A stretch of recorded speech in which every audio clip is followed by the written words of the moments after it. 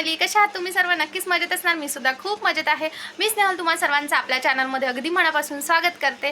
तर आता माझी पूजा वगैरे, आंघोळ वगैरे सर्व झालेली आहे. प्रिशूची आंघोळ बाकी आहे. त्याच्या मागे तुम्ही बघता ते रात्रीला मी जे वॉश करून ठेवलेलं सॅरलॅक बनवायचं ते आहे. ऑलमोस्ट पूर्ण सुकलेलं आहे. आधी विचार केला की नाश्ता वगैरे करून घेते, प्रिशूला झोपून देते आणि नंतर ते निवांत करते.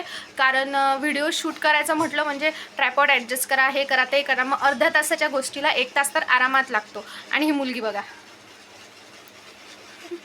तुम्हाला खूप जास्त हलताना दिसत असेल व्हिडिओ, कारण प्रिशू माझ्याजवळ आहे, बघू शकता तुम्ही. आणि ती मला खूप जास्त हलवत आहे. हे बघा, तिचं असं चाललेलं आहे, त्यामुळे मग कॅमेरा हलतोय. असो, चला आधी हिची आंघोळ वगैरे करून घेते आणि मग हिला झोपवून देते आणि त्यानंतर रेसिपी पुढे शेअर करते. हेल्दी असं फूड आहे आणि तुम्ही बेबीला नक्कीच देऊ शकता. एकीची कमेंट आलेली की ताई माझ्या घरीसुद्धा छोटा बेबी आहे, तर खूप सर्च केलं पण बेबी फूड व्यवस्थित काही म्हणजे कुणी सांगत नाही, तर प्लीज रेसिपी शेअर कर. सो विचार केला की चला रेसिपी शेअर करते. आणि बाकी आता माझं जेवण वगैरे व्हायचं बाकी आहे. आधी तर थोडं चार्ज करते स्वतःला, कारण पूजा करून घेतली आधी उठल्यावर. ही झोपलेली होती तोपर्यंत माझी पूजा होत नाही, तर लगे ही उठली. आता थोडं चहा आणि टोस्ट खाते, कारण जेवण मी लेट करणार आहे. आईसोबत करते जेवण आणि मग बघूया पुढे काय काय होतं. तर सो व्हिडिओला कंटिन्यू बघत. सो इथे मी चहा आणि टोस्ट खात आहे. प्रिशूचं तर माझ्याजवळ असणं कंपल्सरी. तिचं जेवण काही तिला जेवायचं नाही, तिलासुद्धा माझ्याबरोबर टोस्टच खायचं आहे, म्हणून ती बघा टोस्ट हातात घेऊन बसली आहे. सो माझं चहा आणि टोस्ट खाऊन झालं. प्रिशूला सुद्धा शांत केलं मस्त तिचं जेवण देऊन. आणि आता तिची आंघोळ करते, कारण हे मागे जे पेंडिंग काम आहे ते करायचं आहे. या मुलीला झोपून द्यायचं आहे, जी अजिबातच झोपत नाही. आणि मला थोडी भूक लागली, चहा टोस्ट खाल्ला पण अशी भूक लागल्यासारखी झाली. आणि आज आहे नाश्त्यामध्ये काय आहे नाश्त्यामध्ये आज फ्राय केलेली इडली. तर फ्राय केलेल्या इडलीबरोबर एक खूप मोठी अशी आठवण जुडलेली आहे. जेव्हाही मी फ्राय केलेली इडली खाते त्यावेळी मला ते आठवते. ते काय ते मी तुमच्याबरोबर पुढे शेअर करते. आधी या महाराणीची आंघोळ करून घेते. बघा माझं कार्टून, माझे कार्टून दाखवते मी. ये इकडे बघा, मस्तीखोर. असं आम्हाला आता उभं राहता येतं, मग आम्हाला असं उभंच राहायला लागते. कशी किती खराब झाली ग तू, किती खराब झाली ग तू. सो चला आता हिची आंघोळ करून देते. आणि खूप खराब झाली आहे प्रिशू,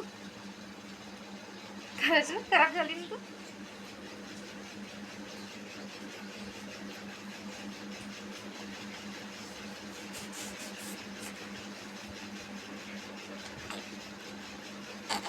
ही माझी आई असं ही सांगत आहे तुम्हाला, हो की नाही?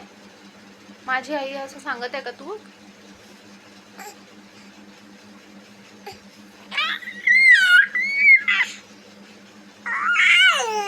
आई आहे बघा, सांगत आहे ती तुम्हाला की मी तिची आई आहे, हो की नाही? माझ्या रडकूची आंघोळ झाली आणि ही रडकी मुलगी बघा, बघा रडकी मुलगी कशी रडते ही. आता हिची तयारी करून देते आणि हिला झोपून देते, हो की नाही? तुमच्याकडे आहे का म्हणा असं टॉवेल? तुम्ही रडता का आंघोळ करताना? आम्ही खूप रडतो आंघोळ करताना, आम्हाला आता आंघोळ करूच नाही वाटत. बघा या कारभारीला झोपून देण्याचा प्रयत्न करते, पण ही काय झोपतच नाही आहे. आणि टिक्का लावायचा प्रयत्न केला, टिक्का पण नाही लावू दिला. आणि एक चादर शेवटी चेंज करावं लागली, असं आहे हिचं. आता ही काही झोपत नाही आणि मी ही झोपायचा वेट करू शकत नाही. आई आलेली आहे, सो आई तिच्याकडे लक्ष देईल. आणि मी आता ते जे सेरलॅक बनवायचं आहे ते बनवायला घेते. रेसिपी सुद्धा शेअर करते, कशी वाटली ते मला नक्की सांगा. जे काही सगळं सुकवायला ठेवलं होतं मी, जसं आधीच्या व्हिडिओमध्ये सांगितलं, ते सर्व सुकवून घेतलेलं आहे. आता ते व्यवस्थित भाजून घेते. कसं भाजते, त्याच्यामध्ये काय काय ॲड करते ते सुद्धा तुम्हाला सांगते. सो चला आता ते बनवायला घेऊयात, कारण खूप जास्त म्हणजे दुपार आहे पण गरमी म्हणजे खूप. आता दुपार आहे तर गरमी जास्तच होणार, गरमी खूप जास्त होत आहे. आणि ही झोपायचा वेट केला तर मग सर्व राहूनच जाईल. सो चला आता आधी ते बनवायला घेऊया. असं कापडामध्ये मी म्हणजे आईने सकाळी असं हे कापडामध्ये पसरून ठेवलेलं आणि हे बघू शकता तुम्ही छान झालेलं आहे. आता आता हे भाजायचं. तर आता मी हे भाजायला सुरुवात करत आहे. यामध्ये मी 10 काजू आणि 10 बदामसुद्धा टाकलेत, तेही व्यवस्थितपणे भाजून घेणार आणि त्याचबरोबर काही शेंगदाणे टाकते आहे. तर शेंगदाणे हे आधी थोडेसेच भाजलेले, त्यामुळे मग मी ते परत भाजत आहे. शेंगदाणे, काजू, बदाम आणि जे काही आपलं मिश्रण होतं ते व्यवस्थितपणे भाजून घ्यायचं, कलर चेंज होईपर्यंत. लहान बाळासाठी आहे त्यामुळे मग करपू देणार नाही, म्हणजे करपणार नाही, या गोष्टीची काळजी घ्यायची. मी अगदी मंद आचेवर हे सर्व भाजलेलं आहे, कारण त्यांनी टेस्टसुद्धा खूप छान येते आणि व्यवस्थितपणे भाजलं जातं, करपत अजिबात नाही. म्हणजे आपलं थोडं जरी लक्ष इकडे तिकडे झालं, कारण कंटिन्यू परतत असताना कधी हात गळून येतो, त्यामुळे मग ते करपायचे चान्सेस असतात. त्यामुळे मी अगदी मंद आचेवर हे पूर्ण भाजून घेतलेलं आहे.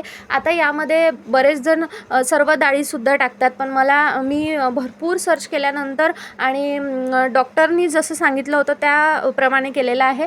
तर हो, डॉक्टरसुद्धा सांगतात आणि मी प्रिशू बाबतीत किंवा माझ्या प्रेग्नन्सीमध्ये पण मी कोण काय सांगतं त्यापेक्षा जास्त डॉक्टर जे सांगतात त्या गोष्टी फॉलो केल्या होत्या आणि त्याचा मला खूप फायदा झाला, म्हणून मी याबाबतीतसुद्धा तेच केलं. आता हे व्यवस्थितपणे भाजून झाल्यानंतर मी मोठ्या ताटामध्ये काढून घेत आहे गार व्हायला, कारण तसंच मिक्सरला बारीक नाही करू शकत, त्यामुळे मी हे व्यवस्थितपणे गार होऊ देईल.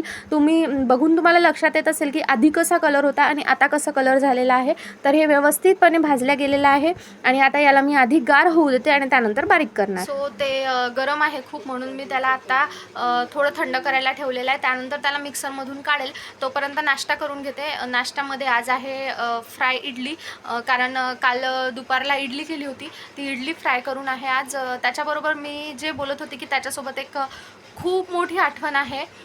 तर त्याचं असं की ज्या दिवशी प्रिशू झाली त्या दिवशी सकाळी मी ती फ्राय इडली खाल्लेली म्हणजे सकाळी 6 वाजताच आईला मी ती करून मागितलेली. त्यामुळे मग जेव्हाही फ्राय इडली असते त्यावेळी ती गोष्ट आठवतेच, कारण त्याच्या आधी असं कधीच नाही झालं की मी एवढ्या सकाळी काही करून मागितलं असेल. त्या दिवशी मला स्ट्रॉंगली वाटत होतं की नाही, आज म्हणजे ॲडमिटच व्हावं लागणार, म्हणून मग त्या दिवशी सकाळी करून मागितलेली आणि 2 ते 3च घास खाल्ले आणि मग हॉस्पिटलला पळावं लागलं. त्याच्यामुळे मग ती एक आठवण आहे फ्राय इडली बरोबर. मला कमेंट आलेली की तुझा डिलेव्हरीचा एक्सपिरियन्स शेअर कर, म्हणून मला ती आत्ता गोष्ट आठवली इडलीसोबत, म्हणून मग ती आत्ता शेअर केली. तर आता आधी ते खाऊन घेते, तोपर्यंत ते मी भाजून घेतलेलं आहे ते पूर्ण गार होईल आणि त्यानंतर मग त्याला मिक्सरमधून वगैरे काढेल आणि जेवण मग त्याच्यानंतर सर्व काम झाल्यावर करेल. सो चला व्हिडिओला कंटिन्यू बघा. तर बघा, मी आता इथे तारक मेहता बघता फ्राय इडली खाती आहे. इडली फ्राय करून ना खरंच खूप छान लागते. या कार्टूनला पाण्यामध्ये टाकलं पण तिला काही झोपायचं नाही. आणि बघा, तोपर्यंत माझं खाणं होईपर्यंत हे गारसुद्धा झालं. आता मी हे मिक्सरला बारीक करून घेते. तर मी मोठं भांडं घेतलेलं आहे, तुम्ही लहान भांड्यातसुद्धा घेऊ शकता. तर बघा, झाकण दिसत नाही आहे भांड्याचं, म्हणून आम्ही कसला जुगाड करतो. जुगाड करण्यात तर आम्ही आधीपासूनच माहीर आहे. बघा, थोडं जाडसर निघालं म्हणून मी 2-3 वेळा काढून बघून आणि आईकडून चेक करून ते केलेलं आहे, कारण लहान बाळाला पचायचा प्रॉब्लेमसुद्धा व्हायला नको. त्यामुळे मग आधी तुम्ही बघू शकता जाडसर होतं, आता मी पूर्ण बारीक केलेलं आहे. मी तुम्हाला पूर्ण ताटामध्ये काढून दाखवते, त्यानंतर तुम्हाला लक्षात येईल, कारण लहान बाळाला पचनाचा प्रॉब्लेम नको व्हायला. त्यामुळे मग अगदी बारीक असं काढायचं.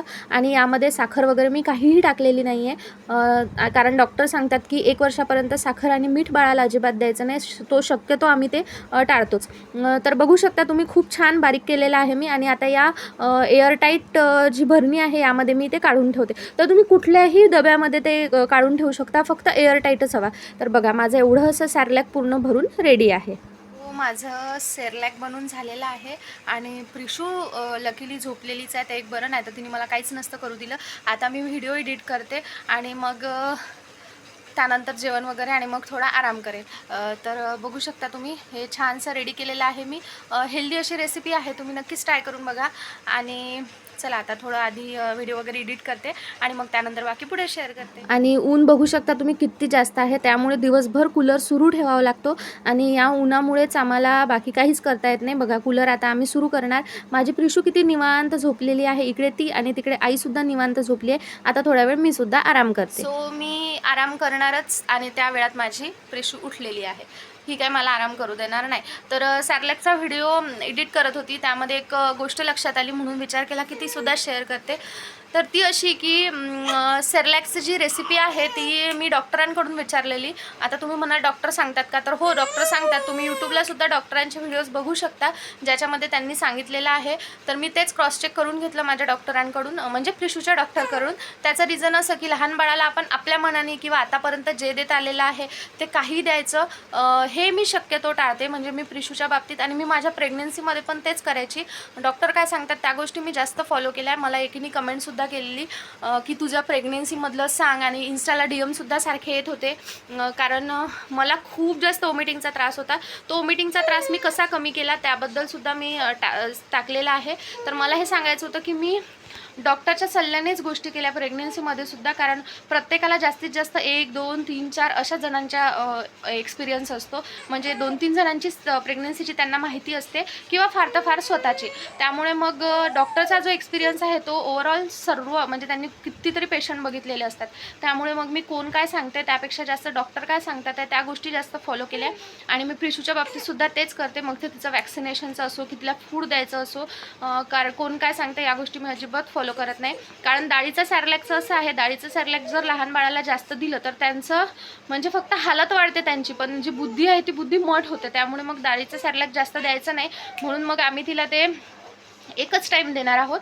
त्यामुळे मी तिला ते जास्त देणार नाही आहे, फक्त एकच टाईम देईल, आणि ते खूप कमी प्रमाणामध्ये. आणि बाकीही सॅरलॅकची काही रेसिपी असतात त्यासुद्धा मी तुमच्याबरोबर शेअर करेल.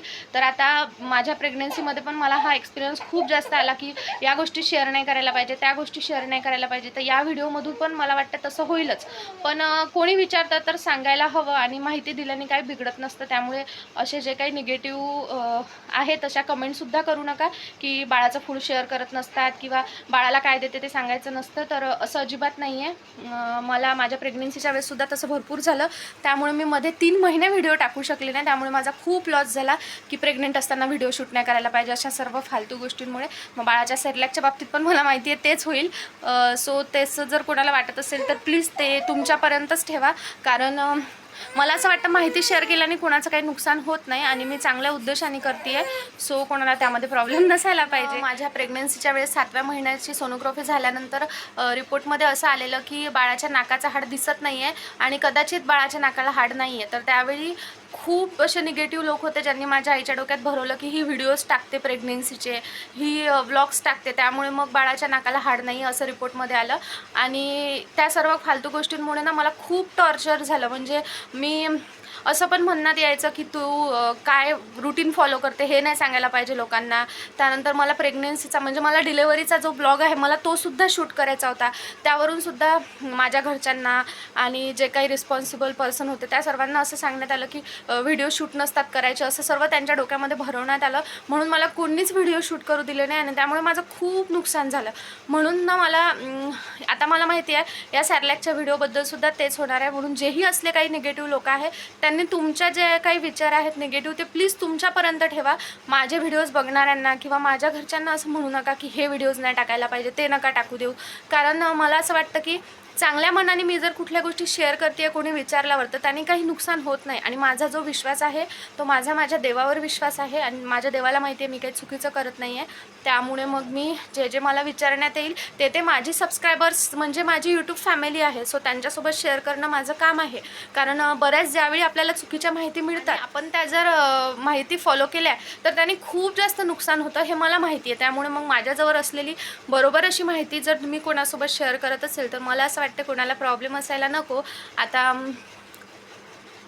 तुम्हाला असं वाटेल की प्रत्येक व्हिडिओमध्ये काय असं बोलते, त्याचं रिझन हे आहे की या सर्व गोष्टींना खरंच खूप अफेक्ट होते. आणि फक्त मीच नाही, माझ्या चॅनलवर जे सबस्क्रायबर्स आहेत माझे, ज्यांचे कोणाचे चॅनल आहे ते जे कमेंट करतात ना ते सुद्धा हेच सांगतात की बरं झालं ताई तू तुझे एक्सपिरियन्स शेअर करते, ते आम्ही आमच्या घरच्यांना दाखवतो आणि त्यामुळे मग ते कोणाच्या बोलण्यात येत नाही आणि आम्हाला सपोर्ट करतात.